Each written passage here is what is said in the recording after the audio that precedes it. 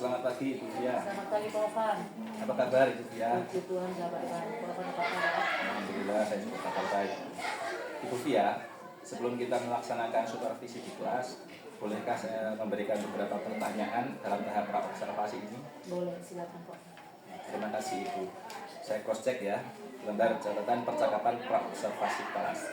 Hari Rabu tanggal 24 Juli tahun 2024. Nama guru Ibu Yafia Selikepa SPD, mata pelajaran Sejarah Indonesia, Sekolah SMA Negeri Awalah, kelas 12 MIA. Pertanyaan pertama, apa tujuan pembelajaran yang akan Ibu capai pada pembelajaran kali ini? Baik, tujuan pembelajaran yang akan dicapai itu setelah kegiatan pembelajaran, murid dapat yang pertama menjelaskan upaya bangsa Indonesia dalam mempertahankan keutuhan wilayah NKRI. Yang kedua, mengklasifikasi tokoh nasional dan daerah yang berjuang mempertahankan keutuhan negara dan bangsa Indonesia pada masa 1945 sampai 1965. Yang ketiga, menjelaskan peran dan nilai-nilai perjuangan tokoh nasional dan daerah, mengenal tokoh nasional dan daerah yang berjuang mempertahankan kemerdekaan Indonesia tahun 1945 sampai 1965. Oke, terima kasih Ibu Ifia.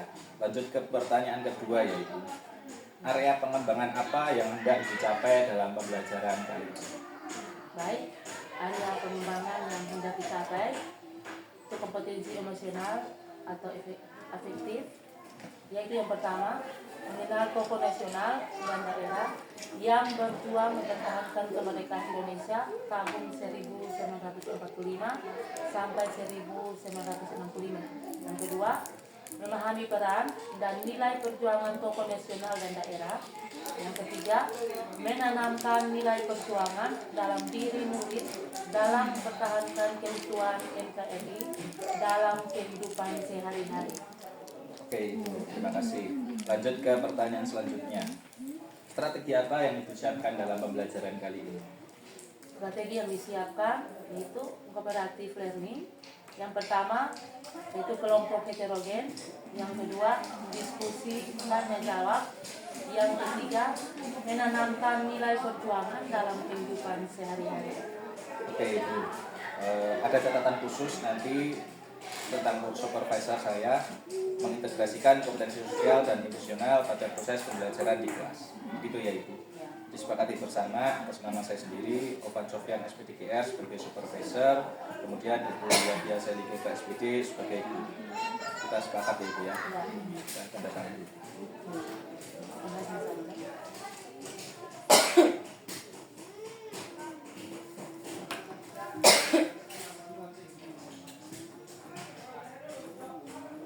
Oke Ibu, berarti kita sekarang praktek supervisi di kelas ya.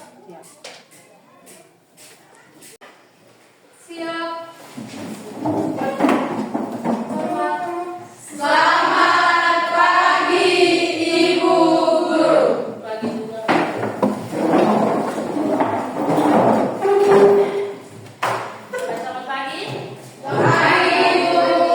Ada semangat? Coba. Jadi sebelum kita mulai dengan kegiatan pembelajaran kita di pagi ini, kita akan awali dengan doa. Untuk itu minta ketua kelas mana ketua kelas? Ketua kelas akan pimpin doa.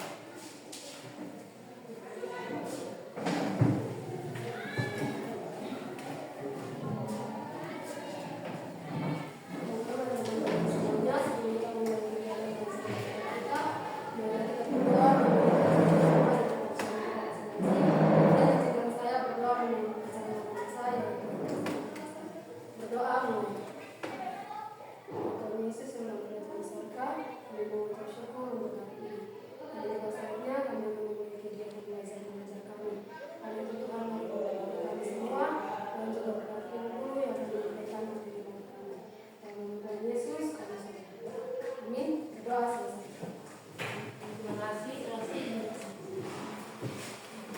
Baik anak-anak, kita akan mulai pembelajaran kita, tapi kita menyanyi dulu sekaligus semangat dalam belajar.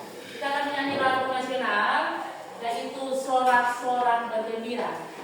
Nanti Bu Pandu kita menyanyi bersama-sama. Sorak-sorak bergembira 3, 4. Sorak-sorak bergembira, bergembira semua. Sudah bebas negeri kita untuk selama-lamanya. Indonesia merdeka, Republik Indonesia, itulah hak milik kita untuk selama-lamanya. Baik anak-anak, Ibu akan absen untuk mengecek kehadiran kalian.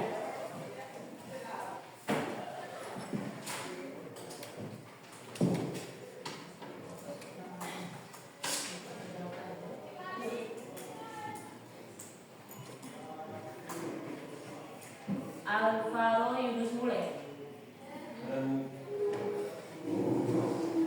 Aprianti Aka, Cindy Duka, Farida Alen, Ferdi Namor, Ilham Bana,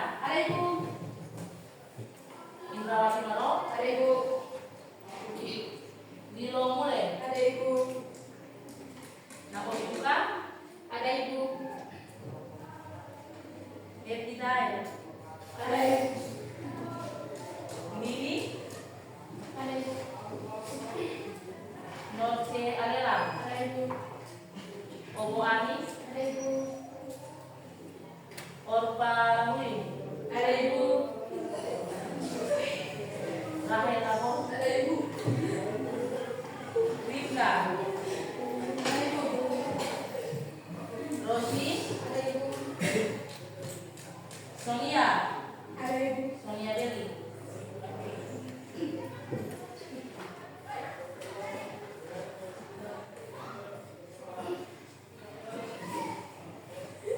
Suraya Busra, ya, sakit, Titus,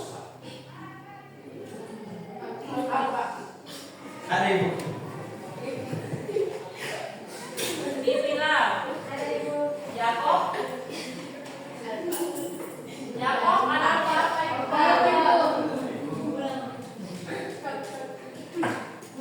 Yansen, Yohana,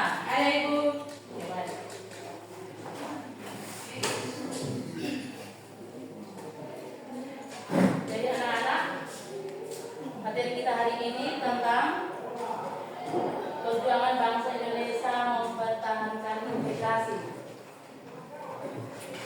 Adapun tujuan dan pembelajaran yang akan kita capai di materi kita kali ini, yaitu yang pertama, tujuan yang pertama yaitu mengidentifikasi berbagai ancaman disintegrasi bangsa melalui bacaan dari berbagai sumber belajar.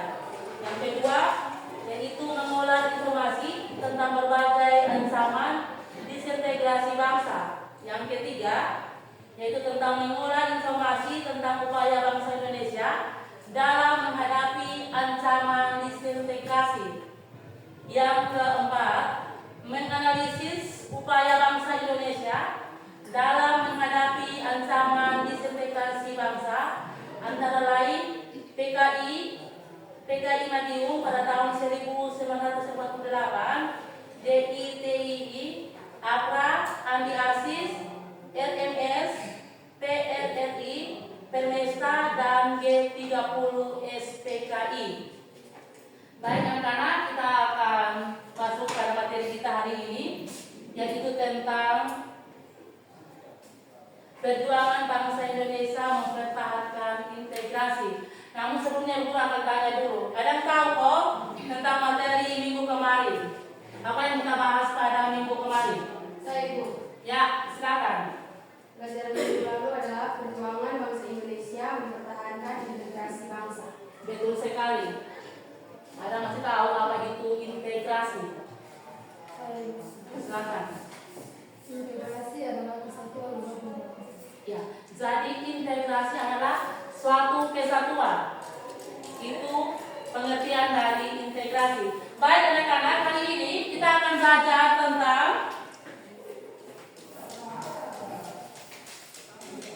perjuangan menghadapi ancaman disintegrasi bangsa. Sebelum Ibu menjelaskan tentang disintegrasi bangsa, Adam tahu apa itu disintegrasi? Sebelum Ibu menjelaskan, Adam tahu apa itu disintegrasi? Baik. Silakan. Apa itu disintegrasi? Disintegrasi adalah pemecahan bangsa.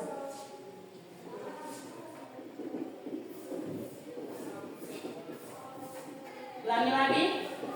Disintegrasi adalah perpecahan bangsa. Perpecahan bangsa.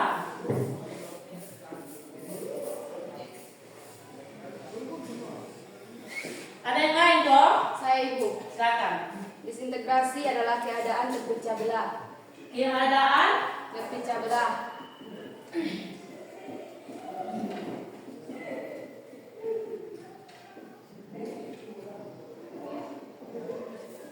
Coba. Jadi apa yang dijawab oleh kedua teman kita itu memang benar. Jadi disintegrasi yaitu tentang perpecahan bangsa ataupun juga tentang keadaan terpecah belah. Sekarang Ibu mengajak ke semua melihat apa itu disintegrasi menurut Kamus Bahasa Indonesia atau KBBI. Kita akan lihat dia punya pengertian dari disintegrasi. Jadi menurut Kamus Besar Bahasa Indonesia dia menyatakan bahwa disintegrasi adalah sebagai keadaan tidak bersatu padu, keadaan terpecah belah atau hilangnya keutuhan atau persatuan perpecahan. Itu pengertian dari disintegrasi. Jadi disintegrasi yaitu keadaan yang terpecah belah. Jadi kita harus dapat ketahui bersama setelah bangsa Indonesia memproklamirkan kemerdekaan Indonesia pada tahun berapa tuh? Indonesia merdeka pada tahun berapa? 1945. Mari semua menjawab yang tahu silakan angkat tangan. Pada tahun berapa Indonesia memproklamirkan kemerdekaan Indonesia? Yang bisa angkat tangan dan jawab, jangan rame-rame. Pada tahun berapa tuh? Silakan. Yohana, tanggal berapa?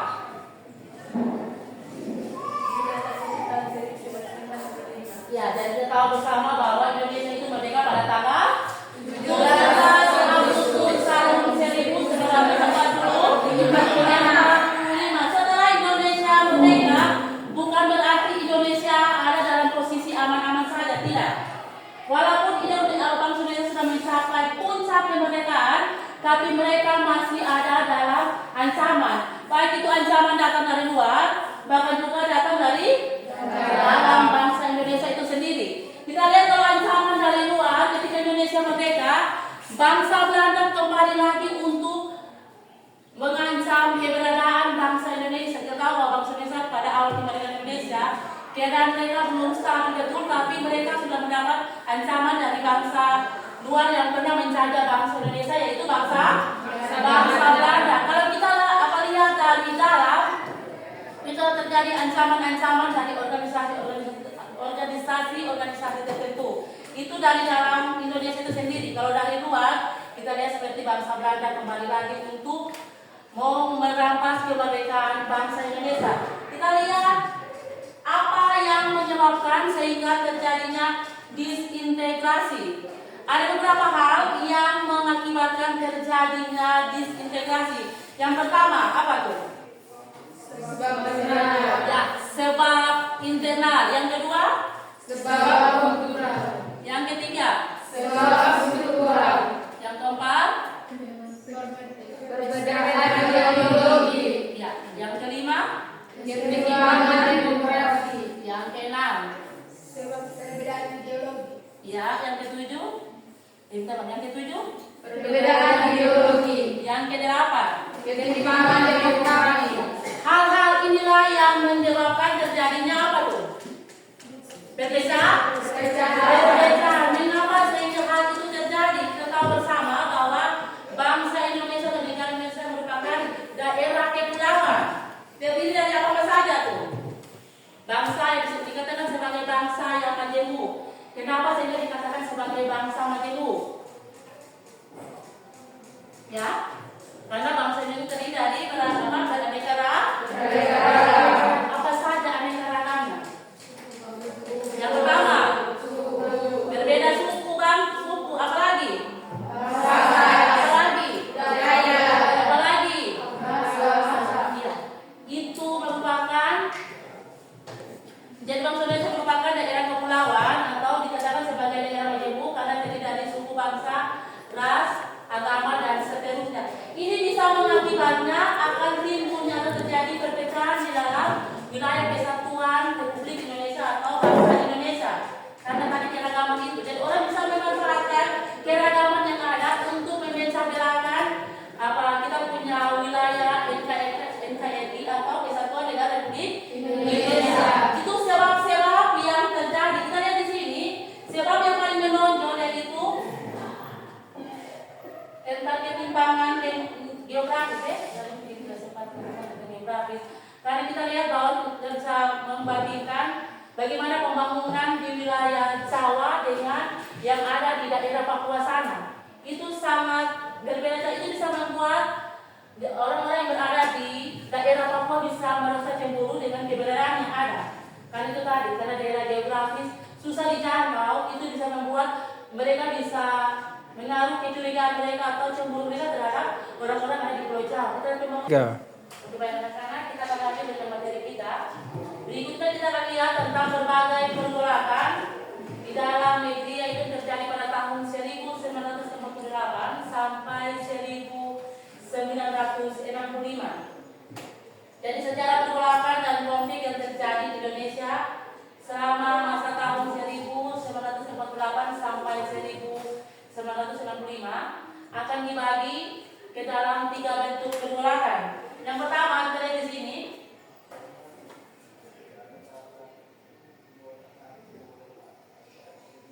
Yaitu tentang peristiwa konflik dan pergolakan yang berkaitan dengan ideologi. Ada yang tahu kok ideologi bangsa Indonesia itu apa? Ideologi kita, ya? Ideologi, ya? Silakan, Nona Rahel. Iya, Pancasila merupakan ideologi bangsa Indonesia. Bangsa Indonesia itu kita lihat yang pertama, pergolakan yang terjadi. Pergolakan yang kedua,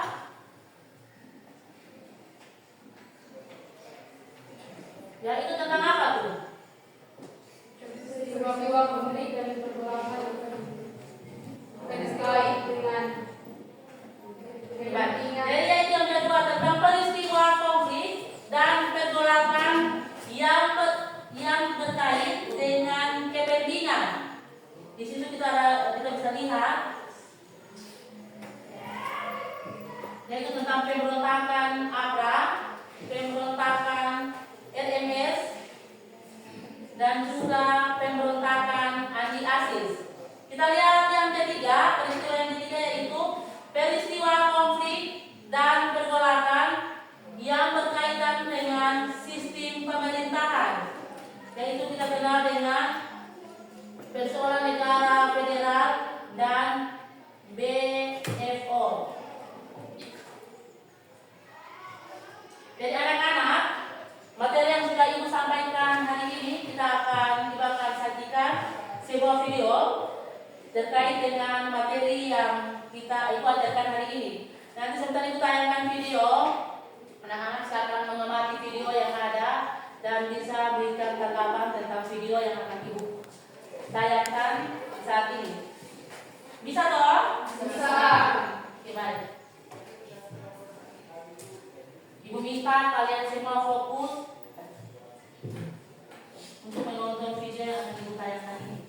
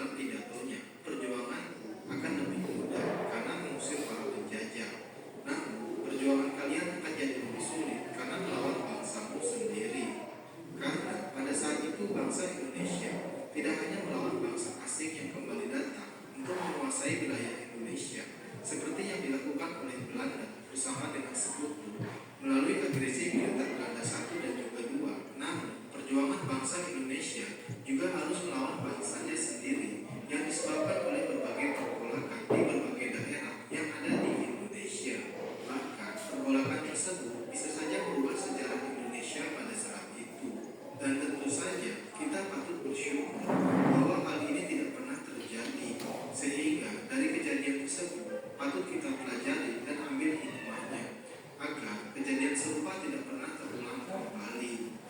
Maka dari itu, sebagai generasi penerus bangsa, kita jangan pernah sekali-sekali melupakan sejarah, terutama sejarah perjuangan dari bangsa Indonesia. Dan dalam pembahasan ini terdapat 3 faktor utama yang menyebabkan berbagai pergolakan di Indonesia, antara lain konflik yang disebabkan oleh ideologi, konflik yang berkaitan dengan kepentingan, dan yang terakhir yaitu konflik yang disebabkan oleh sistem pemerintahan. Oke, tanpa harus berlama-lama lagi, berikut ini adalah beberapa pergolakan pasca Indonesia Merdeka atau masa perjuangan menghadapi ancaman disintegrasi bangsa antara tahun 1948 hingga tahun 1965 yang perlu kita ketahui. Yang pertama, konflik yang disebabkan oleh ideologi. Konflik yang disebabkan oleh ideologi adalah pemberontakan yang dilakukan oleh PKI atau Partai Komunis Indonesia. Kemudian ada juga pemberontakan DITI atau Darul Islam, Negara Islam bersama dengan Tentara Islam Indonesia. PKI atau Partai Komunis Indonesia merupakan salah satu partai tertua yang pernah berdiri di Indonesia. Hal ini dibuktikan sejak zaman pergerakan nasional. Partai PKI ini sempat menjadi ancaman bagi pemerintah kolonial Belanda dan akhirnya dibekukan pada tahun 1926. Dan ketika Indonesia merdeka, Partai Komunis ini kemudian kembali eksis dan sempat bergabung dalam tubuh pemerintahan Indonesia. Namun, ketika PKI tidak lagi mendapatkan dukungan, mereka kemudian bergerak dan juga bergabung dengan FDR atau Front Demokrasi Rakyat yang dipimpin oleh Amir Syarifuddin.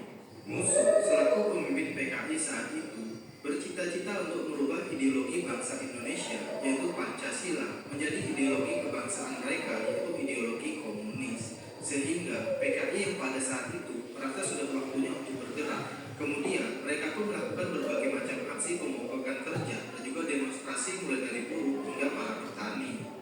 Tentu saja hal ini tidak bisa dibiarkan begitu saja karena bisa mengancam kestabilan negara pada saat itu. Terlebih PKI pada saat itu memang bergerak dari kaum buruh dan juga para petani.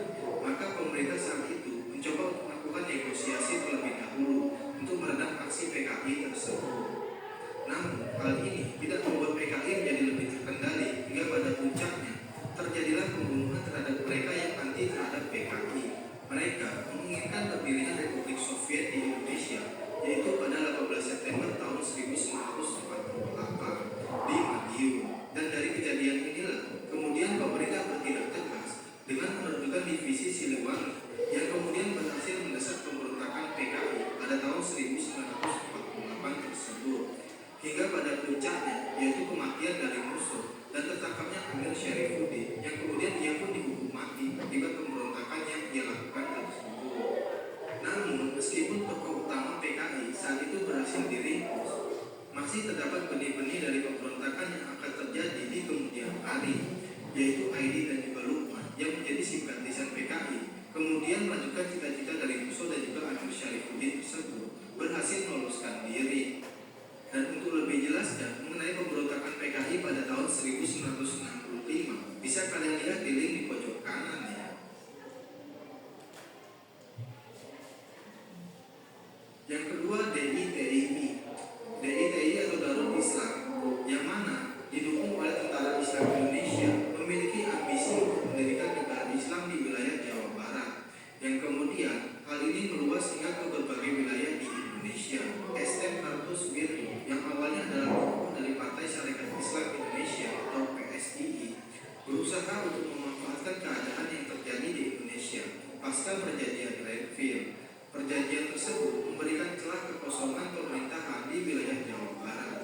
Hal inilah yang kemudian digunakan oleh Kartus Wirjo untuk mendirikan Darul Islam yang kemudian didukung oleh Tentara Islam Indonesia pada Agustus 1948. Kemudian permasalahan ini mulai muncul ketika pasukan Siliwangi kembali ke Jawa Barat dan ditolak oleh Kartus Wirjo hingga akhirnya terjadilah konflik yang mencapai puncaknya pada tahun 1959. Operasi ini dilakukan oleh pihak militer bersama dengan masyarakat yang masih pro terhadap pemerintah Indonesia. Kemudian mereka pun mengepung pusat-pusat dari DITI yang ada di wilayah Jawa Barat. Hingga hal ini kemudian membuat DITI kuat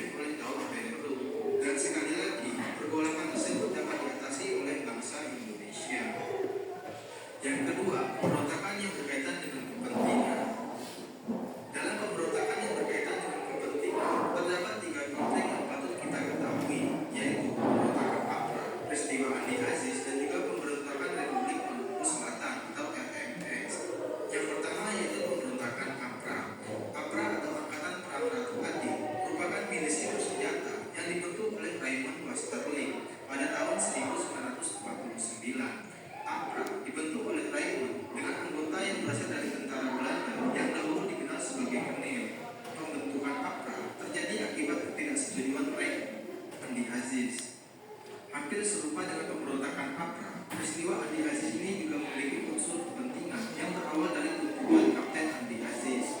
Tuntutan Andi Aziz ingin menjadikan pasukan APRIS yang ada di wilayah Indonesia bagian timur. Namun, hal inilah yang kemudian menjadi konflik bagi mereka akibat kedatangan tentara Indonesia ke wilayah Sulawesi Selatan. Karena merasa akan terjadinya diskriminasi, maka pasukan Andi Aziz ini berusaha untuk melakukan pendudukan di tempat-tempat strategis. Akibatnya, pemerintah saat itu langsung bertindak tegas dan mengirimkan kolonel Ale Kawilarang. Dan untuk mengatasi hal tersebut, pemerintah juga memberikan waktu 2 kali 24 jam agar Kapten Andi Aziz menyerahkan dirinya.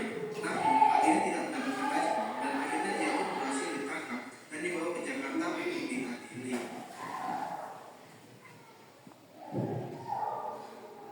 Oke, baik anak-anak, dari video yang Ibu tayangkan tadi, kira-kira apa yang kalian tangkap dari video tadi? Atau apa hikmah yang kalian dapat dari video yang sudah Ibu tayangkan tadi? Sesama materi kita hari ini. Ada bisa? Ada mau menanggapi? Ya, silakan.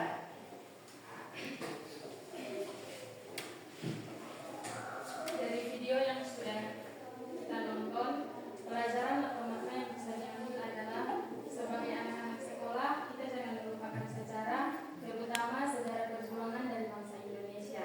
Dan juga kita bisa belajar dari pahlawan bangsa untuk memperjuangkan apa yang menjadi hak kita, dan perjuangan akan lebih mudah jika kita bersama. Dan sebagai generasi penerus bangsa, kita harus mempertahankan keutuhan bangsa agar kejadian-kejadian pada masa penjajahan tidak terulang lagi. Sudah? Sudah. Bagus sekali. Kita berikan aplaus dulu. Ada pertama pernah bilang, jangan sekali-kali melupakan sejarah atau sering terkenal dengan jas merah. Mengapa demikian? Kita mau bagaimanapun atau keadaan dunia seperti apapun, kita harus ingat kalau kita pernah ada di situasi seperti itu. Jadi memang ada perjuangan para tokoh-tokoh atau para pahlawan itu untuk memperjuangkan kemerdekaan itu tidak gampang ya. Jadi ada banyak hal yang mereka korbankan supaya kita bisa merdeka. Jadi jangan sekali-kali kita melupakan sejarah, itu pesan dari Bung Karno. Oke, baik anak-anak, kita lanjut. Dari materi kita hari ini kita akan diskusi kelompok. Nanti Ibu bagi 2 kelompok ya. Nanti bagi 2 kelompok. Nanti Ibu suruh kalian disebut 1, 2, 1, 2, nanti dibagi. Dan Ibu akan bagikan materi yang ada sekarang kalian kerjakan. Selesai kalian kerjakan soal atau diskusi yang terjadi. Nanti itu kita presentasi. Jadi kita mulai saja. Kita akan masuk dalam diskusi kelompok. Ibu akan bagi kelompok, itu ada 4 kelompok. Sesudah Ibu bagi, nanti kalian akan cari teman kalian. Nanti Ibu akan kasih materi, kalian akan kerjakan materi, ada pertanyaan, kalian silakan jawab. Nanti kalian akan presentasi kalian punya hasil di depan kelas. Bisa toh? Bisa. Nah, kita mulai dari arah sana ke sana, nanti berdiri ya.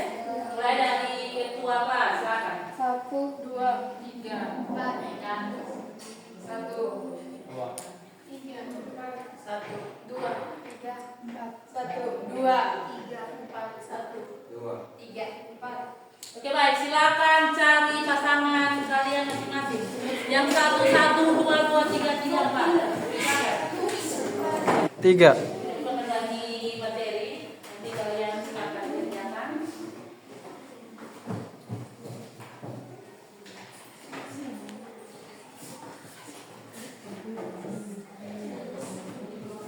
Ya, silakan kerja.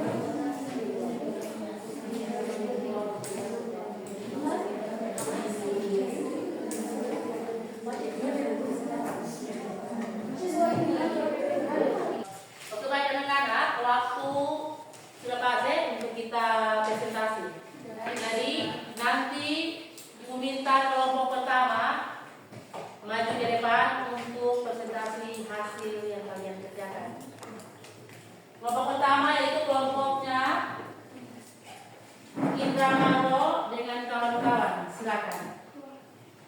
Dan yang maju Indra dengan Ronaldinho. Silakan.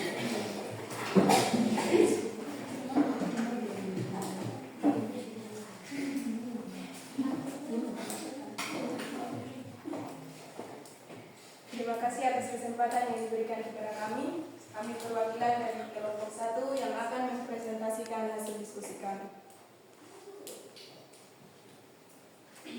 Pengertian disintegrasi. Disintegrasi bangsa secara harfiah merujuk pada perpecahan suatu negara menjadi bagian-bagian yang terpisah. Penyebab yang pertama adalah penyebab internal. Hal ini berhubungan dengan kepribadian rakyat di suatu negara. Yang kedua adalah penyebab kultural, yang berkaitan dengan pandangan menilai, mental, serta perilaku masyarakat. Yang ketiga, penyebab struktural, ada karena kekuasaan memberikan ruang untuk lahirnya disintegrasi bangsa. Yang keempat, perbedaan ideologi. Setiap negara tentu mempunyai ideologi masing-masing yang harus diyakini oleh setiap warga negaranya. Yang kelima, ketimpangan demografi. Kesenjangan yang timpang dalam demografis juga bisa menyebabkan disintegrasi bangsa. Yang keenam, sebab struktural. Penyebab struktural ada karena kekuasaan memberikan ruang untuk lahirnya disintegrasi bangsa. Yang ketujuh, perbedaan ideologi. Setiap negara tentu mempunyai ideologi masing-masing yang harus diyakini oleh setiap warga negaranya. Yang kedelapan, ketimpangan demografi. Kesenjangan yang timpang dalam demografis juga bisa menjadi atau menyebabkan disintegrasi bangsa. Jika ada pertanyaan, kami memberikan kesempatan. Apa saja faktor yang dapat menghambat integrasi nasional? Baik, saya akan menjawab. Faktor yang dapat menghambat terjadinya integrasi nasional yaitu keberagaman yang tidak disertai dengan rasa saling menghargai, adanya sikap saling meremehkan antara satu sama lain, pembangunan yang tidak merata, pengaruh dari budaya luar. Terima kasih. Rasko, Ada saya.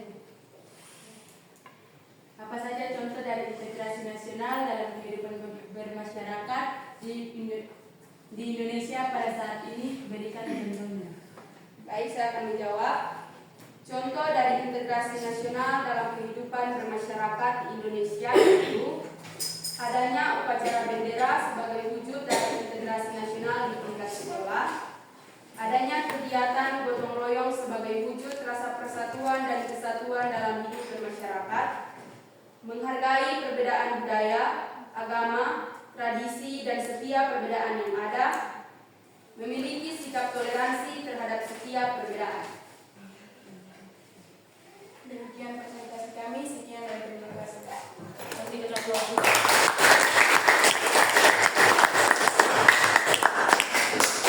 Terima kasih untuk kelompok 1 yang sudah mempresentasikan hasilnya. Kita masuk pada kelompok yang kedua. Silakan. Nona Rosti Adam dan juga Gilang Yohana Bana.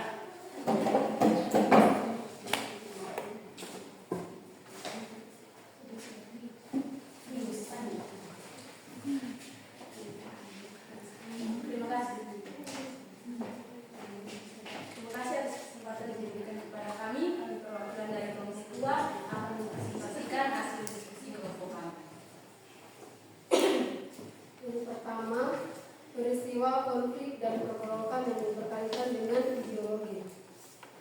Termasuk dalam kategori ini adalah pemberontakan PKI Madiun, pemberontakan DI atau TII, dan peristiwa G30 SPKI.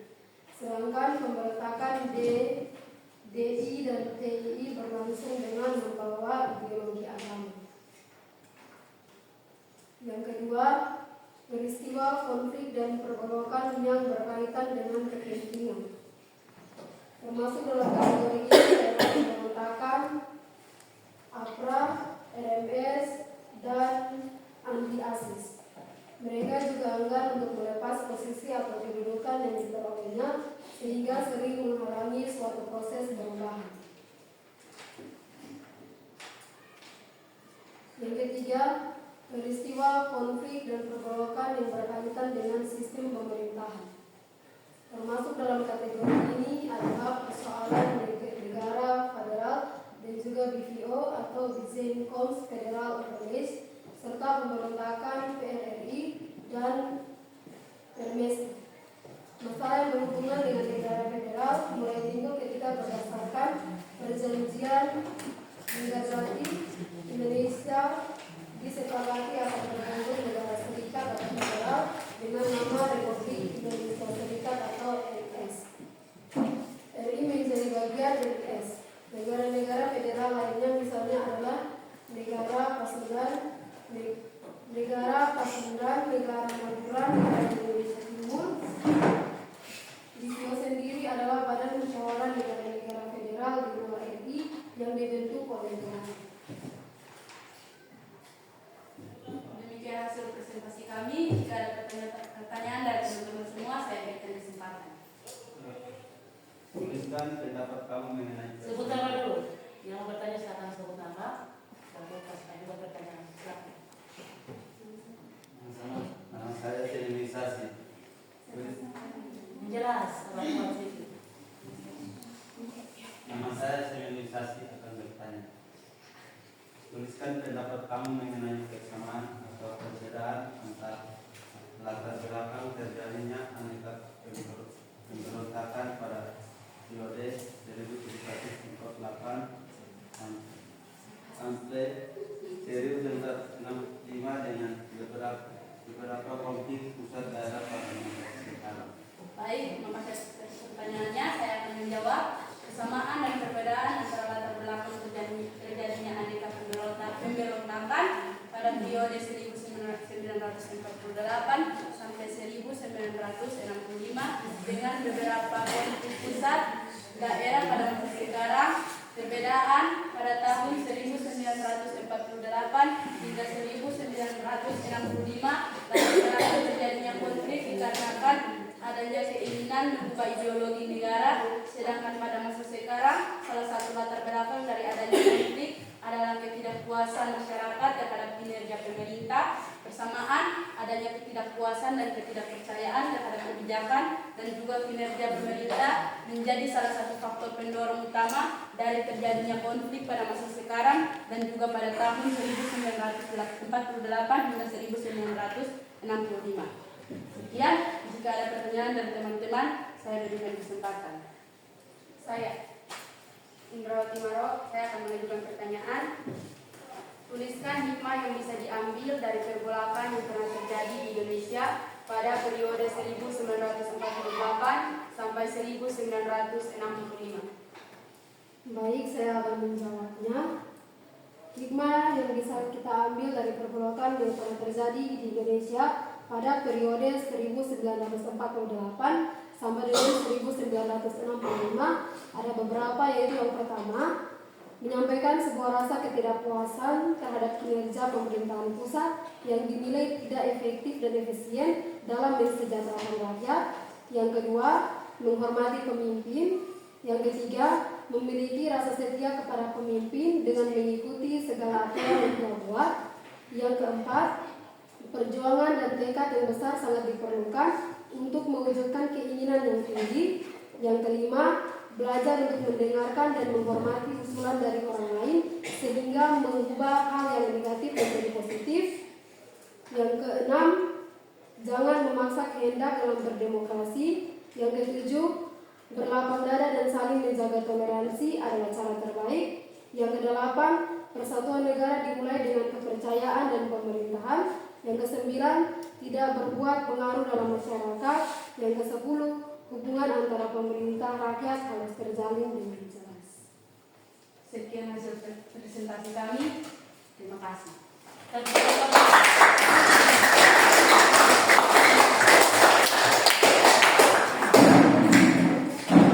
untuk kedua kelompok kita berikan aplaus sekali lagi.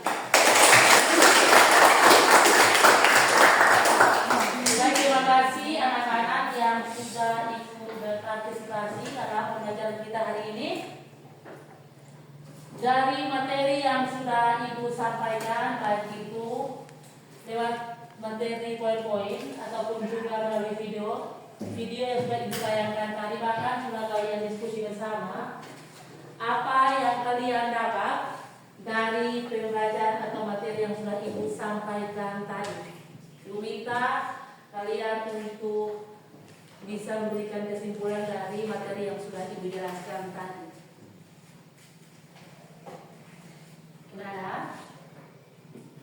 Saya Ibu. Ya, silakan sebut nama. Berdiri baru sampaikan refleksi pembelajaran kita hari ini.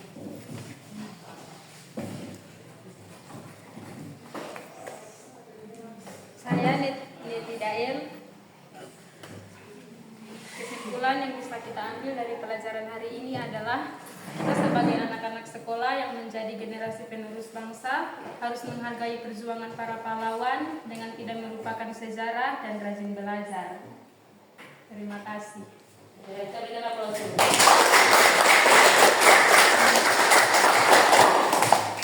Baik anak-anak, dari pembelajaran kita hari ini yaitu tentang perjuangan bangsa Indonesia mempertahankan integrasi bangsa.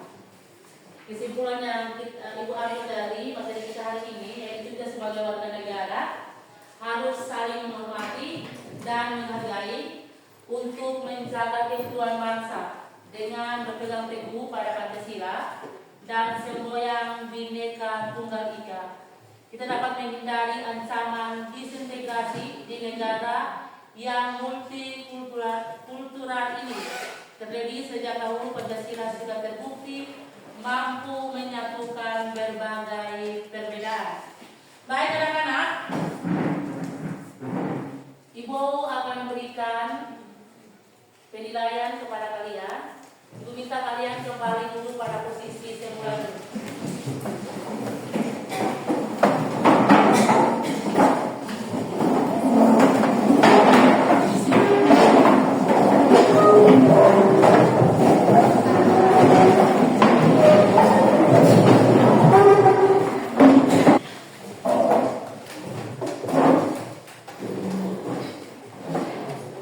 Ibu akan bagi soal, nanti kalian silakan isi, menjawab pertanyaan yang ada, nanti kalian kumpulkan kembali ke sini.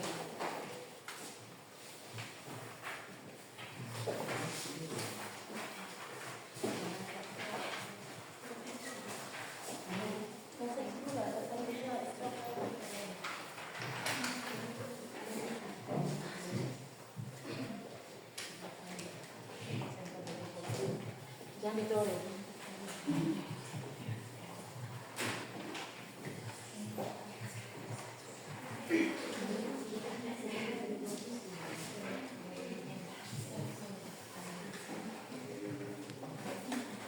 Ya. Baik, silakan kumpul.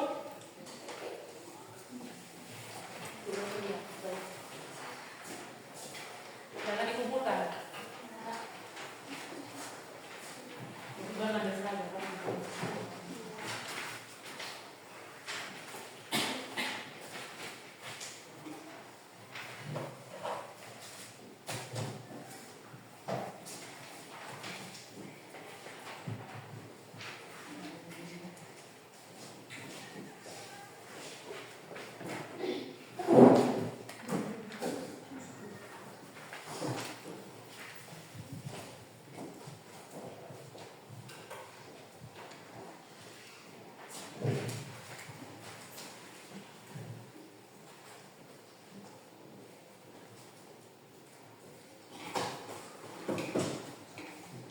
Baik anak-anak, demikian pembelajaran kita hari ini. Kita akan jumpa di minggu depan dengan materi yang berbeda.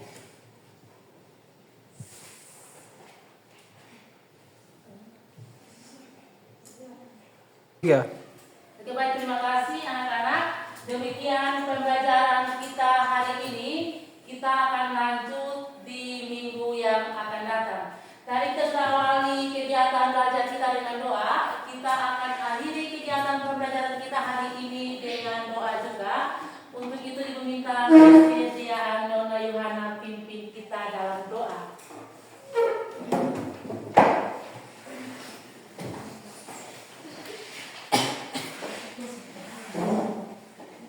Baik Ibu Guru dan teman-teman semua, sebelum kita pulang, mari kita berdoa menurut ajaran agama dan keyakinan kita masing-masing. Dan izinkan saya berdoa menurut ajaran agama saya, yaitu Kristen. Mari kita berdoa. Ya Tuhan Yesus yang baik, terima kasih karena Engkau telah menuntun kami dari awal kegiatan pembelajaran kami hingga berakhirnya dengan baik. Tuhan, kini tiba saatnya kami akan pulang. Tuhan, mari menyertai kami dari sini hingga ke rumah tangga kami masing-masing dengan keadaan selamat. Hanya dalam nama Tuhan Yesus kami sudah berdoa. Amin. Terima kasih Nona Yohana yang sudah pimpin kita doa. Siap.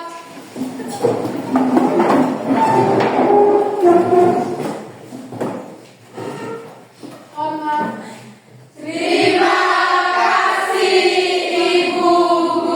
Sama-sama. Selamat siang Bu Fia. Selamat siang Pak Opa. Terima kasih banyak Ibu Fia. Tadi saya sudah diberi kesempatan untuk melihat secara langsung bagaimana Ibu mengajar di kelas. Ya. Ada beberapa hal yang saya harus sampaikan di Ibu terkait dengan lembar catatan percakapan pasca observasi kelas. Hari ini ya tanggal 24 Juni 2024, nama guru Ibu Yafia Selike PSPD mata pelajaran sejarah Indonesia, Sekolah SMA Negeri Awalah kelas 12 MIA. Tadi ada beberapa catatan refleksi guru yang perlu saya sampaikan ke Ibu, yaitu kegiatan pembelajaran berkaitan dengan materi tadi sudah cukup baik sesuai dengan yang Ibu rencanakan. Seluruh langkah-langkah pembelajaran sesuai dengan RPP, lalu guru berusaha dengan baik dalam mengelola kelas dan peserta didik dapat berpartisipasi aktif dalam proses pembelajaran. Akan tetapi ada beberapa hal yang menjadi catatan bagi saya dan dapat digunakan sebagai refleksi dari Ibu. Yang pertama adalah perlu adanya referensi seperti buku cetak dan buku-buku penunjang relevan yang lain yang dibagikan saat Ibu melaksanakan pembelajaran saat bahan diskusi kelompok. Itu yang pertama. Kemudian yang kedua, Ibu nanti perlu mengintegrasikan kompetensi sosial emosional dalam proses pembelajaran atau KSI. Lalu kita ada beberapa hal yang perlu saya tanyakan ke Ibu dan saya harap Ibu bersedia untuk menjawab. Topik percakapannya dan catatan. Apa yang menjadi hambatan atau kendala saat pelaksanaan proses pembelajaran tadi? Yang menjadi kendala adalah dalam mengkomunikasikan murid, karena murid sempat kurang terima saat pemilihan kelompok. Padahal pemilihan sudah sesuai dengan prosedur, yakni secara acak. Oke, apakah Ibu sudah puas dengan pembelajaran yang dilakukan tadi pagi? Menurut saya sudah cukup puas, tapi kedepannya kita menginginkan hal yang lebih baik lagi dari sebelumnya.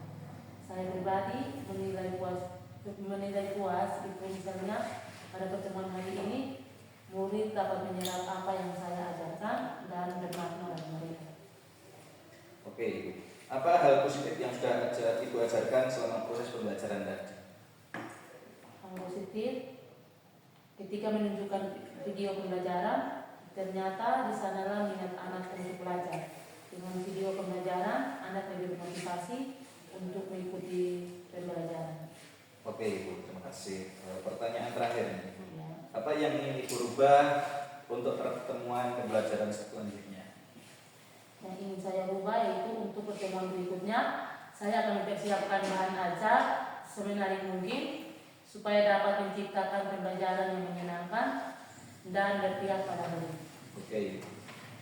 Lalu apa rencana tindak lanjut Ibu setelah ini?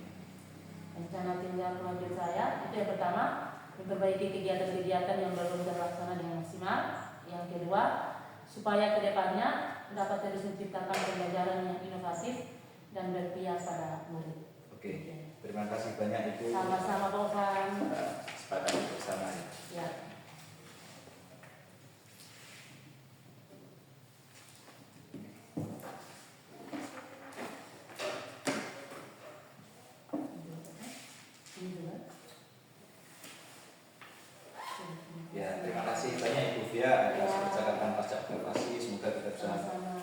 mendatangkan kerjasama yang baik untuk pengajian saya.